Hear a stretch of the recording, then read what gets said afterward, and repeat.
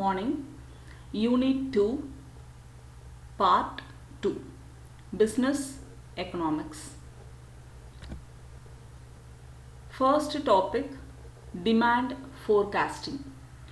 Demand forecasting is the use of historical sales data to predict the future demand for a product or service. It provides an estimate of the number of goods or services expected to be demanded by customers within a given period in the future. What current and future customers will want to buy is identified, and purchase orders or manufacturing is optimized through this information. Demand forecasting அப்படின்றது ஒரு historical sales data.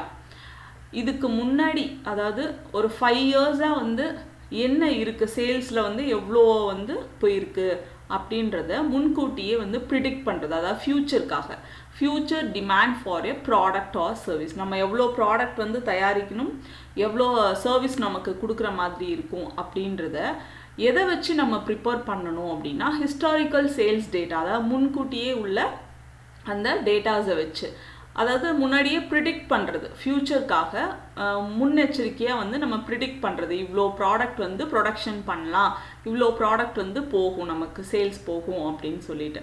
So அதை தான் வந்து forecasting அப்படின்னு சொல்லுவாங்க. Forecasting அப்படின்னா prediction, அதாவது முன்கூட்டியே நம்ம ஃப்யூச்சருக்காக அட்வான்ஸ்டாக வந்து நம்ம பிளான் பண்ணுறது. Okay. It provides an estimate of the number of goods or services expected to be demanded by customers within a given period in the future. ஃபியூச்சரில் கஸ்டமர்ஸ் வந்து இவ்வளோ வந்து வாங்குவாங்க, இந்த ப்ராடக்ட் வந்து வாங்கிறதுக்கு வாய்ப்பு இருக்குது அதிகமாக அப்படின்றத வந்து நம்ம எக்ஸ்பெக்ட் பண்ணி அவங்க எஸ்டிமேட் பண்ணுறது. அந்த எஸ்டிமேட்டை வந்து நம்ம ப்ரொவைட் பண்ணணும். ஸோ இதுதான் டிமாண்ட் ஃபோர்காஸ்டிங் அப்படின்னு நம்ம சொல்கிறோம். எவ்வளோ டிமாண்ட் வரும், கஸ்டமர்ஸ் வந்து எவ்வளோ ப்ராடக்ட் வாங்குவாங்க, கன்சியூம் பண்ணுவாங்க அப்படின்றத முன்னாடியே வந்து நம்ம எஸ்டிமேட் பண்ணி ப்ரொவைட் பண்ணுறது தான் டிமாண்ட் ஃபோர்காஸ்டிங். இது எதுக்காக வந்து நம்ம என்ன ஒரு இன்ஃபர்மேஷனுக்காக இதை நம்ம பண்ணுறோம் அப்படின்னா, what is the reason to analyse this mean what current and future customers will want to buy is identify and purchase orders or manufacturing is optimised through this information. அதாவது கரண்ட் அப்படின்னா இப்போது, ஃப்யூச்சர் அப்படின்னும் போது next. So அப்போது கஸ்டமர்ஸுடைய wants என்ன, அவங்களுடைய தேவைகள் என்ன அப்படின்றத, இப்போது அவங்களுக்கு என்ன தேவை, கரண்ட்டில் அவங்களுக்கு என்ன தேவை, ஃப்யூச்சரில் அவங்களுக்கு என்ன தேவை அப்படின்றத ஐடென்டிஃபை பண்ணி அவங்க என்ன பர்ச்சேஸ் பண்ணுவாங்கன்னு பார்த்துட்டு அவங்க என்ன பண்ண மேனுஃபேக்சரிங் பண்ணுறது.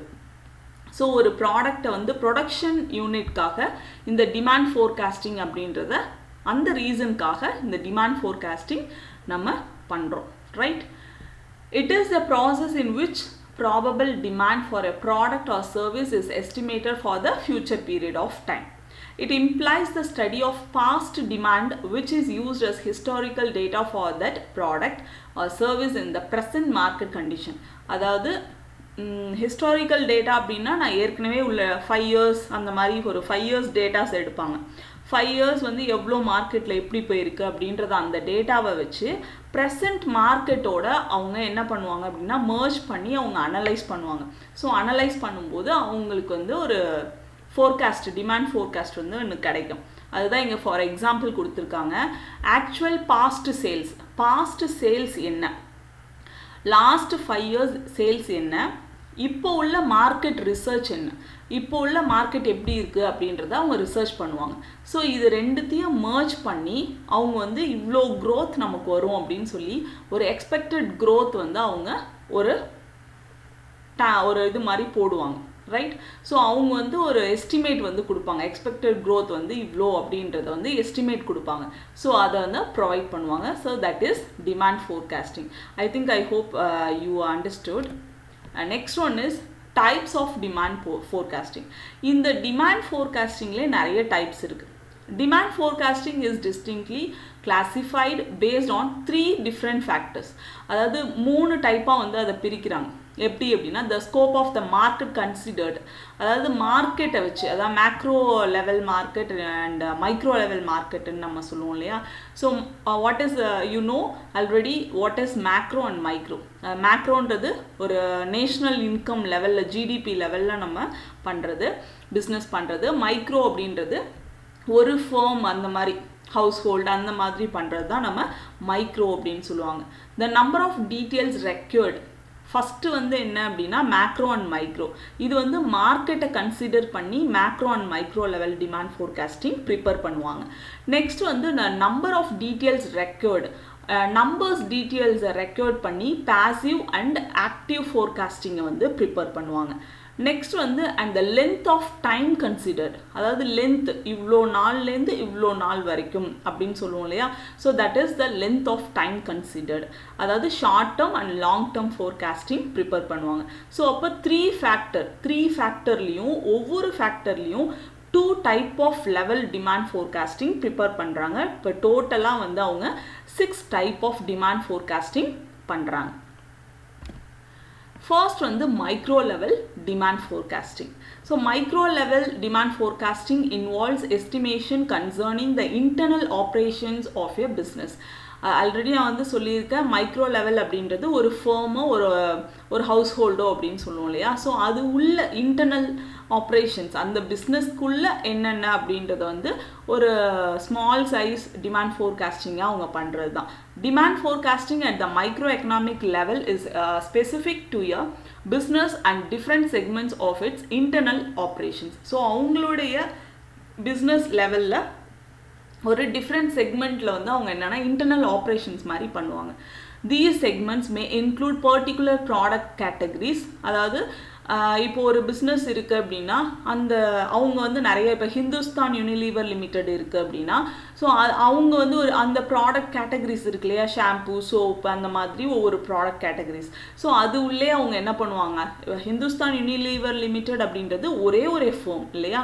ஸோ அந்த ஃபேமை மட்டும் அவங்க எடுத்து அந்த மைக்ரோ லெவல் டிமாண்ட் ஃபோர்காஸ்டிங் வந்து ப்ரிப்பேர் பண்ணுறாங்க இல்லையா. ஸோ அதுதான் மைக்ரோ லெவல் டிமாண்ட் ஃபோர்காஸ்டிங் அப்படின்னு நம்ம சொல்கிறோம். அதே மாதிரி கஸ்டமர் குரூப்ஸ், இப்போ வந்து கஸ்டமர் குரூப்ஸ் அப்படின்றது என்ன அப்படின்னா, இப்போ கிட்ஸ் அப்படின்னு, இப்போ நான் வந்து ஒரு கிண்டர் ஜாய் வந்து ப்ராடக்ட் வந்து நான் ப்ரொடியூஸ் பண்ண போகிறேன் அப்படின்னா, ஸோ என்னுடைய கஸ்டமர் குரூப் யார் அப்படின்னா கிட்ஸு தான் இல்லையா. ஸோ அது மாதிரி ஒவ்வொரு கஸ்டமர் குரூப்பை வந்து அவங்க என்ன பண்ணுவாங்கன்னா ஸ்டடி பண்ணுவாங்க. நெக்ஸ்ட் வந்து sales division, financial division and other internal areas of business operation. So business ஆப்ரேஷன்லேயே வந்து நிறைய டிவிஷன்ஸ் இருக்குது. அந்த மாதிரி ஒவ்வொரு செக்மெண்ட்டாக வந்து அவங்க டிஃப்ரெண்ட் செக்மெண்ட்டாக வந்து ஒரு ஃபேமையோ இல்லை ஒரு ஹவுஸ் ஹோல்டு அந்த மாதிரி எடுத்து அவங்க மைக்ரோ லெவல் டிமாண்ட் ஃபோர்காஸ்டிங்கை வந்து பண்ணுறது தான். எவ்வளோ வந்து இந்த ப்ராடக்ட்டுக்கு டிமாண்ட் இருக்கும், எவ்வளோ வந்து கன்சியூம் பண்ணுவாங்க கஸ்டமர் அப்படின்னு மைக்ரோ லெவலில் பண்ணக்கூடிய ஒரு ஃபோர்காஸ்டிங். ஸோ நெக்ஸ்ட் வந்து macro level demand forecasting. Macro level demand forecasting deals with the broader macro economic environment, அதாவது ரொம்ப ப்ராடான ஒரு விஷயம். அதாவது இப்போது இந்தியாவுக்கே வந்து டிமாண்ட் ஃபோர்காஸ்டிங், அதாவது பட்ஜெட் தாக்கல் பண்ணுறது அந்த மாதிரி வந்து இப்போ இந்தியா லெவலில் பண்ணுறாங்க இல்லையா. ஸோ அப்போ வந்து இந்தியாவுடைய அந்த ஜிடிபி ரேட்டாக இருக்கட்டும், நேஷ்னல் இன்கம், ஸோ இதெல்லாம் வந்து அது உள்ள கன்சியூம் பண்ணுவாங்க. It deals with external economic conditions and factors that affect a company's demand. Some of the different factors considered with macro level forecasting include general market research. ஜென்ரலாக வந்து market research பண்ணுவாங்க. India லெவலில் market research எப்படி இருக்குது, customer preference change எப்படி, எந்த மாதிரி change ஆகியிருக்காங்க. இப்போ பேண்டமிக் பீரியட் அப்படின்றதால டக்குன்னு வந்து என்ன பண்ணாங்க, இப்போ மோஸ்ட்லி என்ன வந்து அவங்களுக்கு கஸ்டமர் என்ன ப்ரிஃபரன்ஸ், திடீர்னு வந்து நம்ம எல்லாரும் வந்து மாஸ்க்கு அப்புறம் சானிடைசர் வந்து யூஸ் பண்ணாமல் இல்லை, பிஃபோர் பேண்டமிக்கும் யூஸ் பண்ணிகிட்டு இருந்தாங்க. பட் வந்து என்னென்னா ரொம்ப லக்ஸுரி லைஃப் இருக்காங்க இல்லையா. ஸோ அவங்க மட்டும் என்னென்னா அதை வந்து யூஸ் பண்ணிகிட்டு இருந்தாங்க. பட் இப்போ தான் நமக்கு வந்து சானிடைசர்னு ஒன்று இருக்கா அப்படின்றதே வந்து நிறைய பேருக்கு வந்து இப்போ தான் நமக்கு தெரியும். ஸோ அந்த மாதிரி வந்து ப்ரிஃபரன்ஸ் வந்து சேஞ்ச் ஆகிருக்கும். கஸ்டமருடைய ப்ரிஃபரன்ஸ் சேஞ்ச் வந்து இந்த பேண்டமிக் பீரியடில் நம்ம என்னென்ன திங்ஸ் வந்து நம்ம சேஞ்ச் பண்ணியிருக்கோம் அப்படின்றது மேக்ரோ லெவல் டிமாண்ட் ஃபோர்காஸ்டிங். அப்போ இவ்வளோ ப்ராடக்ட் தேவை, ஓகே நெக்ஸ்ட்டு வந்து 2 monthஸில் வந்து பேண்டமிக் வந்து லைன் வந்து மேலே போகுமா கீழே வருமா, ஸோ அதுக்கு தகுந்த மாதிரி சானிடைசர் ப்ரொடக்ஷன் பண்ணணும், மாஸ்க் ப்ரொடக்ஷன் பண்ணணும். ஸோ இன்னும் எவ்வளோ நாளுக்கு வந்து மாஸ்க் நமக்கு ப்ரொடக்ஷனில் இருக்கும் அப்படின்றதெல்லாம் நம்ம மேக்ரோ லெவல் டிமாண்ட் ஃபோர்காஸ்டிங்கில் எக்ஸாம்பிளாக கொண்டு வரலாம், right? And next one is passive demand forecasting. Passive demand forecasting is common with more stable internal and external economic environments. It involves and requires only historical data to predict future demand for goods and services. So இந்த passive demand அப்படின்றது வந்து ஒரு ஸ்டேபிளான ஒரு economic environment, அதாவது past டிமாண்டில் வந்து எந்த மாதிரி அவங்க பண்ணியிருக்காங்க அப்படின்றது, அதாவது அப்பப்போ மாற்ற மாட்டாங்க. ஸோ passive demand அப்படின்றது வந்து ஒரு ரேர் டைப் அப்படின்னு சொல்லுவோம். பட் ரேர் டைப் அப்படின்னாலும் இது வந்து பிஸ்னஸ்க்கு வந்து ஸ்டேபிளாக இருக்கும், ஒரே நிலையான தன்மையை வந்து கொடுக்கும். ஸோ இந்த passive demand forecasting அப்படின்றது வந்து அவங்க என்ன பண்ணுவாங்க அப்படின்னா, demand is expected to be the same as previous accounting periods. அதாவது அது வந்து ரொம்ப கான்ஸ்டண்ட்டாக இருக்கும், ரொம்ப மாறாது. ஸோ ட்ரெண்டுக்கு ஏற்ற மாதிரி வந்து அவங்க ரொம்ப வந்து மாற மாட்டாங்க, ஒரு 2 or 5% அந்த மாதிரி லைட்டாக மாறுமே தவிர passive அப்படின்றது வந்து ரொம்ப பழமையானது. இன்னொன்று வந்து ரேரான ஒரு டிமாண்ட் ஃபோர்காஸ்டிங் அப்படின்னு நம்ம சொல்லுவோம். பட் இது வந்து ஒரு குட் மாடல் ஃபார் பிஸ்னஸ்க்கு வந்து ஸ்டேபிளான இருக்கிற அவங்களுடைய க்ரோத் வந்து எப்படி இருக்குன்னா நிலைத்தன்மை உடையதாக இருக்கும். இப்போது டைரி மில்க் அப்படின்னு நம்ம எடுத்துக்கிட்டோம் அப்படின்னா, டைரி மில்க் அப்படின்றது வந்து இன்னுமுமே வந்து அவங்க ஸ்டேபிளாக தான் இருக்கும் இல்லையா? ஸோ இப்போ அவங்களுடைய இதெல்லாம் வந்து நம்ம passive டிமாண்ட் ஃபோர்காஸ்டிங்கில் எடுத்துகிட்டு வரலாம், right? Next one is active demand forecasting. So active demand forecasting ஒரு பர்ஃபெக்டான எக்ஸாம்பிள் அப்படின்னு பார்த்தா start up companies, right? Active demand forecasting is used by start ups or companies aiming for business growth and expansion. It involves extended marketing research, the study of trends, multiple calculations, assumptions and plans for promotional campaigns and business expansion. இந்த active demand forecasting அப்படின்றது எதுக்கெல்லாம் வந்து use பண்ணுவோம் அப்படின்னா, ஒரு company வந்து இப்போ தான் நான் ஆரம்பிக்க போகிறேன், ஸ்டார்ட் அப் கம்பெனி நியூவாக வந்து தொடங்க போகிறேன், ஏன்னா இதுக்கு பாஸ்ட் அப்படின்றதே இருக்காது, நம்ம நியூவாக ஏதாவது பண்ணுவோம் இல்லையா? ஸோ ஸ்டார்ட் அப் கம்பெனிக்கு வந்து பண்ணுவாங்க. இன்னொன்று என்ன அப்படின்னா, இப்போது போயிட்டே இருக்குது மேகி அப்படின்றது போயிட்டே இருக்குது, நடுவில் வந்து ஸ்ட்ரகிள் ஆகிடுச்சு. ஸோ ஸ்ட்ரகிள் ஆன உடனே அவங்க என்ன பண்ணுறாங்க அப்படின்னா, இந்த ஆக்டிவ் டிமாண்ட் ஃபோர்காஸ்டிங் அப்படின்றத அவங்க இன்ட்ரடியூஸ் பண்ணி அவங்களுடைய பிஸ்னஸை வந்து நியூவாக என்ன இன்னோவேஷன் பண்ணி க்ரோத் பண்ணலாம், எக்ஸ்பென்ஷன் பண்ணலாம் அப்படின்றத பார்ப்பாங்க, ரைட்? ஸோ இவங்களுடைய அசம்ஷன்ஸ் அண்ட் நிறைய கால்குலேஷன், அப்புறம் ட்ரெண்ட்ஸ், இப்போதைக்கு என்ன ட்ரெண்ட்ஸ் அப்படின்றத பார்த்து அவங்களுடைய இதை வந்து ப்ரொமோட் பண்ணுவாங்க. நெக்ஸ்ட் வந்து அவங்களுடைய ப்ராடக்டை வந்து ஏதாவது ப்ரொமோட் பண்ணுறதுக்கு ஏதாவது நியூ திங்காக, ஏதாவது ஒரு அட்வர்டைஸ்மெண்ட்டில் வந்து நியூ திங், இப்போ இந்த அட்வர்டைஸ்மெண்ட் வந்து இந்த டைமில் கொடுத்தா எனக்கு வந்து ப்ராடக்ட் நல்லா சேல்ஸ் ஆகும் அப்படின்ற அந்த மாதிரி பண்ணுறதுலாம் ஆக்டிவ் டிமாண்ட் ஃபோர்காஸ்டிங்கில் வரும், ரைட்? நெக்ஸ்ட் வந்து short term demand forecasting. Short term demand forecasting அப்படின்னும் போதே ஷார்ட் பீரியடாக தான் இருக்கும் இல்லையா? Short term demand forecasting is done with a period of 3 months to a year. 3 மாதத்துலேருந்து 1 வருஷம் வரைக்கும் அதுதான் வந்து அவங்களுடைய டைம் பீரியட். ஸோ இப்போது 3 monthsக்கு வந்து ஒரு ப்ராஜெக்ட் வருது அப்படின்னா, அந்த 3 monthsக்கு மட்டும் அவங்க வந்து ஒரு டிமாண்ட் ஃபோர்காஸ்டிங் வந்து ரெடி பண்ணுவாங்க. இல்லைனா 1 yearக்கு ஒன்ஸ், இயர்லி ஒன்ஸ் அப்படின்ற மாதிரி அவங்க அந்த ஷார்ட் டேர்ம் இதுக்கு பண்ணிப்பாங்க. It consider the amount of demand that is expected within this short period. Short term business decisions are made during this period. So இந்த பீரியட்குள்ளே அவங்க ஒரு டிமாண்ட் ஃபோர்காஸ்டிங், அதாவது ஸ்மால் ப்ராஜெக்ட்ஸ்லாம் இருக்கும் இல்லையா, சின்ன சின்ன ப்ராஜெக்ட்ஸ்க்கெலாம் இந்த மாதிரி பண்ணுவாங்க. So long term demand forecasting அப்படின்றது வந்து long term demand forecasting deals with time lengths of between 12 months and possibly up to 4 years. 12 and 4 years வரைக்கும் இருக்கும். It drives long term business decisions regarding activities like financial planning, capital expenditure, capacity investment planning among a whole lot of others. அதாவது ரொம்ப பெரிய பெரிய plan. இப்போ financial plan அப்படின்னும் போது நம்ம வந்து 1 இயர்க்கு ஒன்ஸ் வந்து நம்ம ஃபினான்ஷியல் பிளான் போட முடியாது இல்லையா. ஸோ அதே மாதிரி கேபிட்டல் எக்ஸ்பெண்டிச்சர் இதெல்லாம் வந்து அந்த டைம் வந்து கொஞ்சம் எக்ஸ்டெண்ட் ஆகும். 1 இயர்லேருந்து 4 இயர்ஸ் வரைக்கும் எக்ஸ்டெண்ட் ஆகும். ஸோ அதெல்லாம் வந்து லாங் டேர்ம் டிமாண்ட் ஃபோர்காஸ்டிங்கில் வரும். Next topic indifference curve. So what does mean indifference curve? So definition: an indifference curve is a graph showing combination of two goods that give the consumer equal satisfaction and utility. Each point அதாவது indifference curve அப்படின்னும் போது நம்ம இந்த லைனை தான் வந்து நம்ம indifference curve இங்கே எழுதியிருக்கோம் இல்லையா. ஸோ indifference curve அப்படின்னு நம்ம சொல்லுவோம். ஸோ இது என்னன்னா 2 goods இல்லைனா வந்து மோர் தென் 2 goods கூட இருக்கலாம். ஸோ அவங்க வந்து ஒரு 2 பொருள் வாங்குறாங்க அப்படின்னா அந்த 2 பொருள் வாங்கும்போதும் அவங்களுக்கு வந்து ஈக்குவலாக வந்து சாட்டிஸ்ஃபேக்ஷனும் இருக்கும். அதே மாதிரி அவங்களுடைய தேவைக்கு ஏற்ற மாதிரி அவங்களுக்கு தேவையும் பூர்த்தியாகும். So each point on an indifference curve indicates that a consumer is indifferent between the two and all points give him the same utility. So utility வந்து ஒரே இது, பட் ஆனால் வந்து அவங்க 2 goods வந்து சாட்டிஸ்ஃபேக்ஷனோட வாங்குறாங்க. இப்போது ஃபார் எக்ஸாம்பிள் இந்த இதில் உங்களுக்கு நல்லா புரியும்.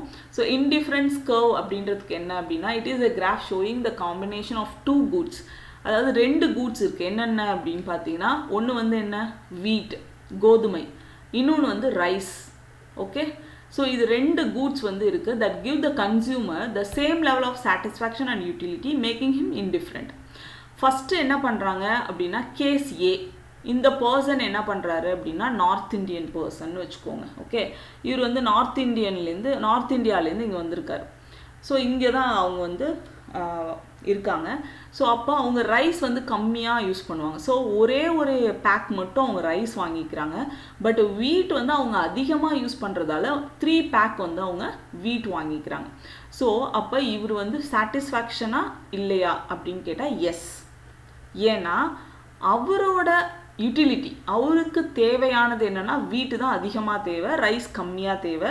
ஸோ 2 ப்ராடக்ட்டும் அவர் வாங்கியிருக்காரு. ஸோ இவருடைய லெவல் ஆஃப் சாட்டிஸ்ஃபேக்ஷன் வந்து எஸ், குட். அண்ட் நெக்ஸ்ட் வந்து கேஸ் பி. ஸோ இவர் என்ன பண்ணுறாரு அப்படின்னா, அதாவது தமிழ்நாடு இவர்.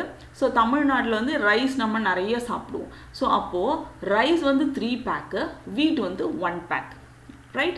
ஸோ அப்போது இவருடைய சாட்டிஸ்ஃபேக்ஷன் லெவல் என்ன அப்படின்னா ஹை, எஸ், இட்ஸ் குட். ஏன்னா அவருடைய தேவை அப்படின்னும் போது ரைஸ் தான் அதிகம். ஸோ சாட்டிஸ்ஃபேக்ஷன் லெவல் 2 ப்ராடக்ட்டும் வாங்கியிருக்காது. So satisfaction level is good, right. அப்போது 3, 1 வீட் வந்து 3 வாங்கியிருக்காங்க. ஸோ ரைஸ் வந்து 1, அதாவது 3 பேக் வாங்கின வீட் வந்து 1. ஸோ அதே மாதிரி 1 பேக்கெட் வந்து வீட்டு, நெக்ஸ்ட்டு 3 பேக்கெட் வந்து ரைஸ். ஸோ 2 பர்சன், ரைட், 2 பர்சனுமே அவங்களுடைய யூட்டிலிட்டியும் சாட்டிஸ்ஃபேக்ஷன் லெவலும் ஒன்று தான். பட் ஆனால் வாங்கின பொருட்கள் வந்து 2மே வேறு வேறு, குவான்டிட்டி வந்து வேறு வேறு வாங்கியிருக்காங்க. பட் ஆனால் அவங்களுடைய சாட்டிஸ்ஃபேக்ஷன் லெவல் எப்படி இருக்குது அப்படின்னா, கன்சியூமருடைய சாட்டிஸ்ஃபேக்ஷன் லெவல் சேமாக இருக்குது. அதுதான் வந்து நம்ம இன்டிஃபரன்ஸ் கர்வ் அப்படின்னு சொல்லுவோம். ஸோ இந்த லைன் இருக்கு இல்லையா, ஸோ இந்த பாயிண்ட்டும் ஜாயின், அதாவது இந்த கர்வை தான் வந்து நம்ம இன்டிஃபரன்ஸ் கர்வ், இந்த ஏ அண்ட் பி இருக்கு இல்லையா, இதுதான் இன்டிஃபரன்ஸ் கர்வ் அப்படின்னு நம்ம சொல்கிறோம். Another example. ஸோ இப்போ வந்து ஒரு காம்பினேஷன் கூட்ஸ் வந்து ABCDE அப்படின்னு சொல்லிட்டு இருக்கு. ஸோ இப்போ அதாவது 2 கூட்ஸ் இருக்குது. Y அப்படின்ற ஒரு ப்ராடக்ட், X அப்படின்ற ஒரு ப்ராடக்ட். சாரி, காம்பினேஷன் வந்து A காம்பினேஷன் எப்படி இருக்குது, BCDE அப்படின்னு சொல்லிட்டு ஒரு 5 காம்பினேஷன் மட்டும் நம்ம வச்சுருக்கோம். ஸோ இவங்க என்ன பண்ணுறாங்க அப்படின்னா, இந்த Y அப்படின்ற குட் எவ்வளோ 12 வாங்குறாங்க. ஓகே, Y அப்படின்னு ஒரு ப்ராடக்ட், ஒரு பொருளை வந்து 12 வாங்குறாங்க. அதே மாதிரி இன்னொரு ஒரு பொருள் வந்து X அப்படின்னு சொல்லிட்டு அது 1 வாங்குறாங்க. ஃபார் எக்ஸாம்பிள் வச்சுப்போம், இப்போ வந்து சம்மர் அப்படின்னா நமக்கு வந்து மேங்கோ தான் அதிகமாக கிடைக்கும். ஸோ மேங்கோ வந்து 12 வாங்குறாங்க, இது வந்து 1 வாங்குறாங்க, ஆப்பிள் வந்து 1 வாங்குறாங்க. ஸோ அப்போது அவருக்கு ஆப்பிளும் வேணும், மேங்கோவும் வேணும். பட் இது ரெண்டுமே அவருக்கான சாட்டிஸ்ஃபேக்ஷன் அப்படின்னும் போது குட், ரைட்? அவருக்கு வந்து இதுதான் தேவைகள், அவருடைய தேவை வந்து இவ்வளோ தான். ஏன்னா சம்மர் அப்படின்னும் போது நம்ம மேங்கோ தான் அதிகமாக அந்த சீசனில் மட்டும்தான் கிடைக்கும். ஸோ அதனால் தேவைகள் வந்து அதிகமாக இருக்கிறது மேங்கோஸ்க்கு. ஸோ அந்த மாதிரி ஒவ்வொரு ப்ராடக்ட்டுக்கும் இந்த மாதிரி வாங்குறாங்க. 8, 2, 5, 3, ப்ராடக்ட் ஒய் வந்து 3, 4, 1, 5 அந்த மாதிரி வந்து வாங்குறாங்க. ஸோ 2 டிஃப்ரெண்ட் ப்ராடக்ட் வாங்குறாங்க. பட் ஆனால் அவங்களுடைய சாட்டிஸ்ஃபேக்ஷன் அப்படின்றது எல்லாமே சேமாக தான் இருக்குது, எல்லாமே சேமாக தான் இருக்குது. ஸோ அதை தான் வந்து நம்ம இன்டிஃபரன்ஸ் கர்வ் அப்படின்னு சொல்கிறோம். ஸோ இதில் அப்படியே அதை கிராஃபாக நம்ம போட்டிருக்கோம். அதாவது நம்ம இங்கே காட்டியிருக்கோம் இல்லையா, 12லேருந்து 1, அதாவது குட் ஒய் வந்து 12 வாங்கியிருக்கோம், குட் எக்ஸ் வந்து 1 வாங்கியிருக்கோம். அடுத்தது வந்து குட் ஒய் வந்து 8, குட் எக்ஸ் வந்து 2. ஸோ 8, 2. ஸோ அந்த அடுத்தது 5, 3, 2, 4, 1, 5. ஸோ இந்த எல்லா பாயிண்ட்டும் வந்து சேமாக இருக்குது. ஏன்னா அவங்களுடைய சாட்டிஸ்ஃபேக்ஷன் லெவல் வந்து சேமாக இருக்கிறதால இந்த கர்வ் வந்து நம்ம ட்ரா பண்ணுறோம், ரைட்? ஸோ அப்போது இந்த கர்வ் இதோடைய டெஃபினிஷன் என்ன அப்படின்னா, Y axis and X axis இது வந்து 2 டிஃப்ரெண்ட்டான ப்ராடக்ட் இருந்தாலும் பட் அவங்க ரெண்டுத்தையுமே வந்து வாங்கும்போது சாட்டிஸ்ஃபேக்ஷன் லெவலோட வாங்குறாங்க. ஸோ இந்த கர்வை தான் நம்ம என்ன சொல்கிறோம் அப்படின்னா இன்டிஃபரன்ஸ் கர்வ் அப்படின்னு சொல்கிறோம், right? I hope you understood. And next one is indifference curve அப்படின்றது a curve that defines the combination of 2 or more goods. நான் சொல்லியிருக்கேன் 2 goods மட்டும் இல்லாமல் நிறைய 5ஓ இல்லை வந்து 10ஓ, ஸோ அந்த மாதிரி வந்து more goods that give a consumer the same level of satisfaction. அவங்க எத்தனை goods, அதாவது அவங்களுடைய இன்கமுக்கு தகுந்த மாதிரி அவங்க எத்தனை goods வாங்கினாலும் அவங்களுடைய level of satisfaction வந்து சேமாக இருக்கும் அப்படின்றது தான். நெக்ஸ்ட் டாபிக் வந்து marginal rate of substitution. The rate at which a consumer is willing to substitute one good for another and stay at the same satisfaction level. அதாவது ஒரு கூட்ஸ்க்கு பதில் இன்னொரு கூட் வந்து அவர் சாக்ரிஃபை பண்ணி வாங்குறாரு, பட் சாட்டிஸ்ஃபேக்ஷன் லெவல் வந்து ஒரே மாதிரி இருக்குது அப்படின்னு சொல்கிறாங்க. ஸோ நெக்ஸ்ட் ஸ்லைடில் நம்ம எக்ஸ்பிளைன் பார்ப்போம். Marginal rate of substitution indifference curve அனலைஸோட அது வந்து ஒரு டூல். ஓகே, இன்டிஃபரன்ஸ் கர்வ் அனலைசஸோட டூல் தான் marginal rate of substitution. The principle of diminishing marginal rate of substitution of x for y means the quantity of good y that the consumer is willing to sacrifice declines when he tries to get one more additional unit of good x. அதாவது diminishing அப்படின்னும் போது ஒவ்வொன்றா வந்து கம்மியாகிட்டே போகும், right? Satisfaction level but ஆனால் அவங்களுக்கு குட்டாக இருக்கும். இப்போது சேம் அதே இதுதான் 12, 8, 5, 3, 2, 1, 2, 3, 4, 5 அதே மாதிரி தான் இருக்குது. இப்போது ஃபஸ்ட்டு வந்து என்னென்னா 12 வாங்குறாங்க. ஸோ குட் ஒய் வந்து 12 வாங்குறாங்க, குட் எக்ஸ் வந்து 1 வாங்குறாங்க. ஸோ இந்த அடுத்து நெக்ஸ்ட் என்ன பண்ணுறாங்க அப்படின்னா குட் ஒய் வந்து 8, குட் எக்ஸ் வந்து 2. அதாவது இந்த marginal rate of substitution X axis Y அப்படின்றது வந்து ஒவ்வொரு இதுக்கும் மாறிக்கிட்டே போகும். இப்போது மேங்கோ வந்து நான் சம்மர் சீசனில் 12 வாங்குவேன், ஆப்பிள் வந்து 1 தான் வாங்குவேன். பட் ஆனால் நெக்ஸ்ட்டு ஒரு 2 or 3 மந்த்ஸ்க்கு அப்புறம் நான் வந்து மேங்கோ 8 தான் என்னால் வாங்க முடியும். ஏன்னா சீசன் கொஞ்சம் கொஞ்சமாக கம்மியாகிட்டே போகும். ஸோ நான் வந்து இதில் 8 அப்படின்றத நான் சாக்ரிஃபை பண்ணிவிட்டு நான் என்ன பண்ணுறேன் அப்படின்னா 2 ஆப்பிள்ஸ் நான் வாங்கிக்கிறேன், ரைட்? ஸோ அப்போது எம்ஆர்எஸ் அப்படின்னா என்ன அப்படின்னா marginal rate of substitution of X axis Y axis equal to 4. அதாவது ஃபஸ்ட்டு நான் 12 மேங்கோஸ் வாங்குகிறேன், ரைட்? May month. ஜூலையிலே நான் என்ன பண்ணுறேன் அப்படின்னா 8 மேங்கோஸ் தான் வாங்குகிறேன். அப்போது இந்த மார்ஜினல் ரேட் ஆஃப் சப்ஸ்டியூஷன்லேருந்து என்ன டிஃப்ரென்ஸ் வருது அப்படின்னா 4. அப்போ marginal rate of substitution X axis Y equal to 4 இதோட டிஃப்ரென்ஸ் தான் இங்கே காட்டுது. ஸோ நெக்ஸ்ட் வந்து 8லேருந்து நான் என்ன பண்ணிடுறேன் அப்படின்னா 5. அடுத்தது வந்து மேங்கோ வந்து ரொம்ப கம்மியாயிடுச்சு, 5 தான் என்னால் வாங்க முடியுது, ரைட்? அதனால் நான் ஆப்பிள் வந்து 3 வாங்கிக்கிறேன். அப்போது என்னுடைய marginal rate of substitution X axis Y equal to 3. அப்போது என்னோட இது வந்து என்ன ஆகிடுது 3. நெக்ஸ்ட்டு வந்து மேங்கோ சீசன் முடிஞ்சிடுச்சு, பட் ஆனால் சீசன் இல்லாதப்பையும் நமக்கு மேங்கோ கிடைக்கும் இல்லையா? ஸோ அப்போ நான் என்ன பண்ணுறேன் அப்படின்னா 3 அப்படின்றது தான் நான் வாங்குகிறேன். ஸோ அப்போ ஆப்பிள் வந்து 4 ஆகிடுது. ஏன்னா ரொம்ப வின்டர் சீசனில் ஆப்பிளோட இது வந்து கொஞ்சம் கம்மியாகும். ஸோ நான் ஆப்பிள் வாங்கிக்கிறேன், மேங்கோ வந்து 3 தான் வாங்கிக்கிறேன். ஸோ சாட்டிஸ்ஃபேக்ஷன் லெவல் வந்து சேம் தான், பட் என்னுடைய மார்ஜினல் ரேட் ஆஃப் சப்ஸ்டியூஷனுடைய வேல்யூ வந்து கம்மி, அதாவது டிமினிஷிங் ஆகிட்டே போகும். So X axis Y equal to 2, இதோடைய டிஃப்ரெண்ட் வந்து 2 ஆகிடுது. ஸோ டிமினிஷிங் வந்து 2. நெக்ஸ்ட் வந்து மேங்கோ சீசனே முடிஞ்சிடுச்சு, ரைட்? ஸோ அதனால் நான் 2 தான் வாங்குகிறேன், ஆப்பிள் வந்து 5 வாங்கிக்கிறேன். நல்லா ஒரு குளிர் காலத்தில் வந்து எனக்கு நிறையா ஆப்பிள் கிடைக்கும். ஸோ அதனால் ஆப்பிள் 5 வாங்கிக்கிறேன். ஸோ மேங்கோ வந்து 2 தான் வாங்கிக்கிறேன், ரைட்? ஸோ அப்போது marginal rate of substitution X Y equal to 1. அப்போது கொஞ்சம் கொஞ்சமாக வந்து டிமினிஷிங் ஆகிட்டே போயிடுது. ஸோ இதுலேருந்து என்ன தெரியுது அப்படின்னா சேம் லெவல் ஆஃப் சாட்டிஸ்ஃபேக்ஷன், அதாவது இந்த லைன் இருக்கு இல்லையா, இந்த இன்டிஃப்ரென்ஸ் கர்வ் இருக்கு இல்லையா, இது வந்து என்னென்னா அவங்க 12 வாங்கும்போதும் சரி, மேங்கோ வந்து 12 வாங்கும்போதும் சரி, ஆப்பிள் 1 வாங்கும்போதாக இருந்தாலும் சரி, இல்லை மேங்கோ 2 வாங்கும்போது, ஆப்பிள் 5 வாங்கும்போது, இது எல்லாம் அவங்க வந்து அவங்களுடைய தேவைக்கு ஏற்ற மாதிரி அவங்களுடைய இன்கம், மெயின் வந்து அவங்களுடைய இன்கம். ஸோ அப்போ வந்து அவங்களுக்கு மேங்கோ அதிகமாக விற்கும் இல்லையா?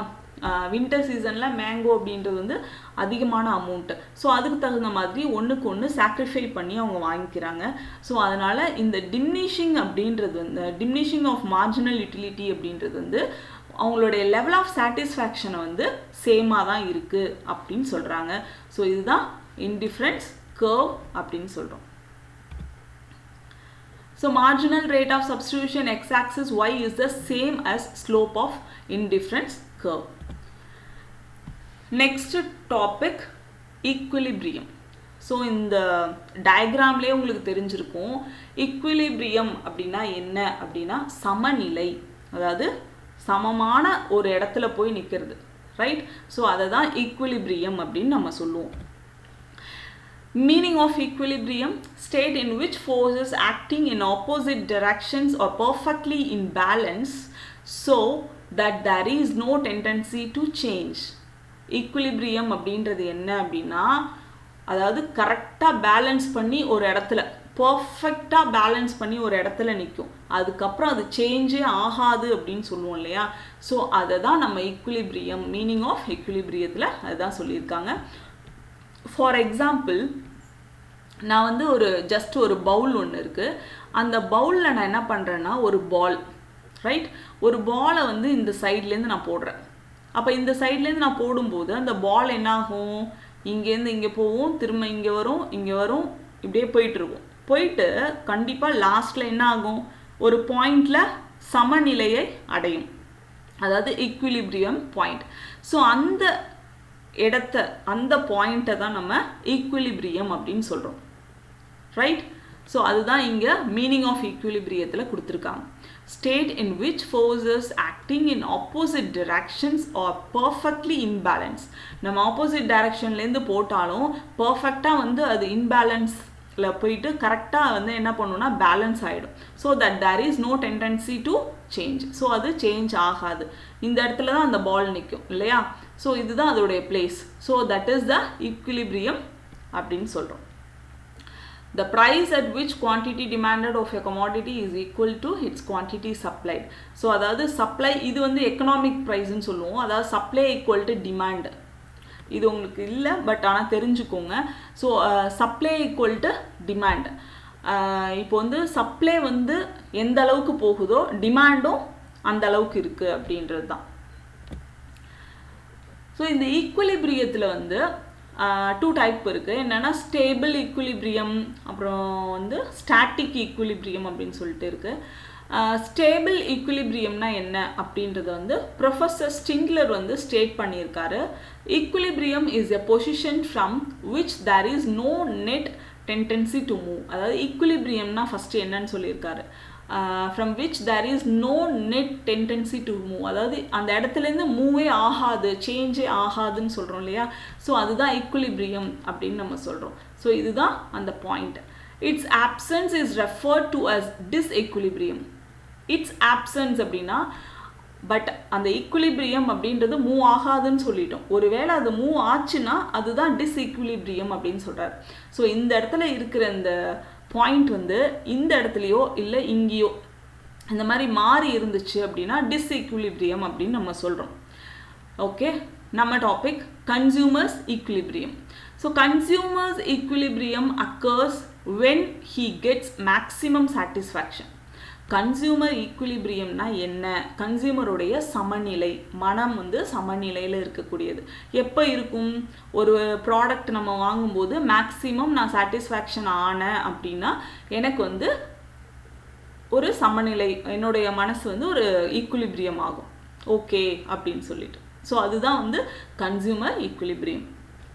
The equilibrium of the producer occurs when he gets maximum profit. ஒரு ப்ரொடியூசர் வந்து ஒரு மூவி எடுக்கிறாரு அப்படின்னா அவருக்கு அந்த ஒரு மேக்ஸிமம் ப்ராஃபிட் கிடச்சிது அப்படின்னா கண்டிப்பாக அவரோட ஹார்ட் வந்து ஈக்குலிபிரியம், அது வந்து அவங்களுக்கு ஒரு சமநிலையாக இருக்கும். அதுதான் a resource is an equilibrium when it gets fully employed and gets its maximum payment. அதாவது ஒரு பர்சனுக்கு வந்து அவங்க fully employed and maximum payment கிடச்சிது அப்படின்னா அது வந்து அவங்களுக்கு சமநிலையாக இருக்கும். ஸோ இதுதான் stable equilibrium. Where static equilibrium is based on given and constant prices, quantities, income, technology, population etcetera. So static equilibrium அப்படின்றது எதை பேஸ் பண்ணி இருக்கும் அப்படின்னா ஒரு ப்ரைஸ் வந்து கான்ஸ்டண்ட்டாக இருந்துச்சு அப்படின்னா நம்மளுடைய மனசு வந்து சமநிலையாக இருக்கும். பட் ஆனால் அந்த ப்ரைஸே வந்து இப்போது ஒரு ஸ்டெட் வாங்குறதுக்கு ஒரு ஷாப்புக்கு போகிறோம். ஸோ இந்த மந்த் போகும்போது அது 50 ரூபீஸாக இருக்குது, ரைட்? ஒரு தோடு வாங்குறதுக்கு போகிறோம், ஸோ அது 50 ரூபீஸாக இருக்குது.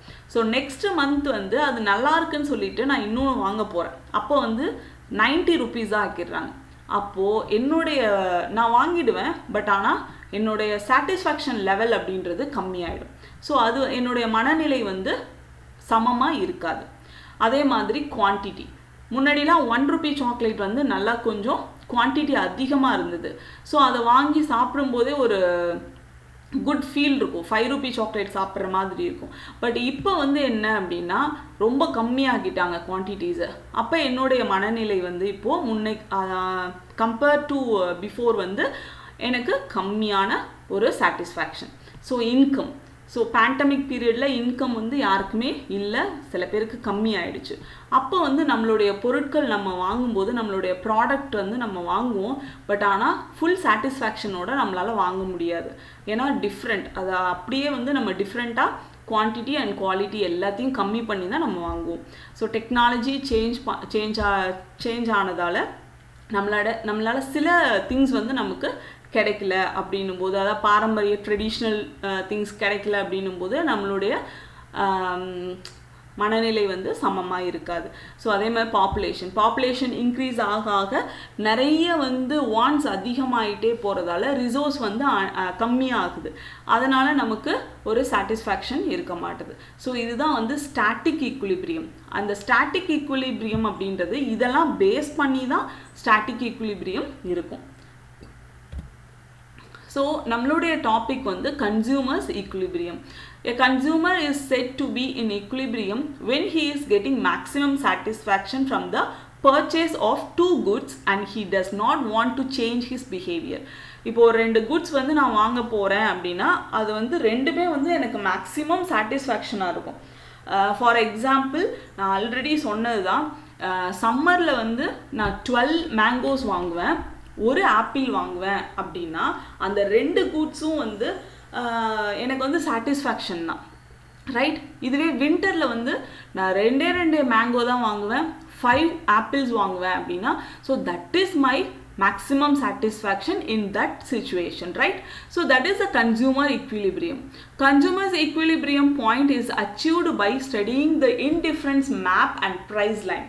Indifference map shows the preferences of the consumer and price line shows what he can actually buy in the market. அதாவது கன்சியூமர் ஈக்குலிபிரியம் அப்படின்றதுக்கு வந்து ஒரு குட் எக்ஸாம்பிள் அப்படின்னா, a consumer is in equilibrium when he allocates his limited income across different commodities to maximize his satisfaction or utility.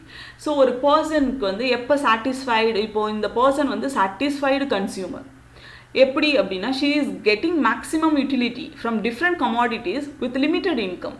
So நான் வந்து ஒரு boutique போகிறேன், ஒரு பொட்டிக் போயிட்டு எனக்கு தேவையான ஒரு ஷூட்ஸ் வாங்கிக்கிறேன், அதாவது ட்ரெஸ் வாங்கிக்கிறேன். அண்ட் நெக்ஸ்ட் வந்து ஃபேஷன் ஸ்டோர் போகிறேன். ஸோ அங்கே வந்து எனக்கு பேக் வாங்கிக்கிறேன், எனக்கு ஸ்லிப்பர் வாங்கிக்கிறேன். ஸோ இது எல்லாமே வந்து லிமிட்டட் இன்கம். என்னுடைய இன்கம்க்கு தகுந்த மாதிரி நான் வந்து ப்ரைஸை, இவ்வளோ தான் எனக்கு ப்ரைஸ், 1000லையும் ஸ்லிப்பர் இருக்கும், 2000லையும் ஸ்லிப்பர் இருக்கும். பட் நம்ம 800க்கு ஸ்லிப்பர் வாங்குவோம். ஸோ இது வந்து என்னுடைய இன்கம்க்கு தகுந்த மாதிரி லிமிட்டட் அப்படின்னும் போது, so that consumer is satisfied. So அதுதான் கன்சியூமருடைய ஈக்குலிபிரியம். ஒரு 10 ப்ராடக்ட்ஸ் அவங்க வாங்கினாலும், டிஃப்ரெண்ட் கமாடிட்டிஸ் வந்து வாங்கினாலும், அவங்களுடைய சாட்டிஸ்ஃபேக்ஷனும் அவங்களுடைய யூட்டிலிட்டியும் வந்து மேக்ஸிமைஸ் வந்து குட்டாக இருக்கும். ஸோ இதுதான் வந்து கன்சியூமர் ஈக்குலிபிரியம் அப்படின்னு சொல்கிறோம். இப்போது நான் வந்து டிஷர்ட் வந்து 3 டிஷர்ட் வாங்குகிறேன், அதோடைய மார்ஜினல் யூட்டிலிட்டி ப்ரைஸ் வந்து என்னென்னா 600. அப்போது சொல்லுவாங்க இல்லையா, 500க்கு வந்து 3 டிஷர்ட்டு இல்லை 2 டிஷர்ட்டு, 600க்கு வந்து 3 டிஷர்ட் அப்படின்னா, ஸோ அப்போது ஒரு டிஷர்ட் வந்து 200. ஸோ இது சீப் அப்படின்னு சொல்லி நம்ம என்ன பண்ணுவோம், சீப்பாக விற்குது அப்படின்னு சொல்லி வாங்குவோம். ஸோ இந்த சாட்டிஸ்ஃபேக்ஷன் லெவல், இந்த பாயிண்ட் இருக்கு இல்லையா, இந்த பாயிண்ட்டை தான் நம்ம கன்சியூமர்ஸ் ஈக்குலிபிரியம் அப்படின்னு சொல்கிறோம், right? Thank you. I think, I hope you all are understood. Thank you.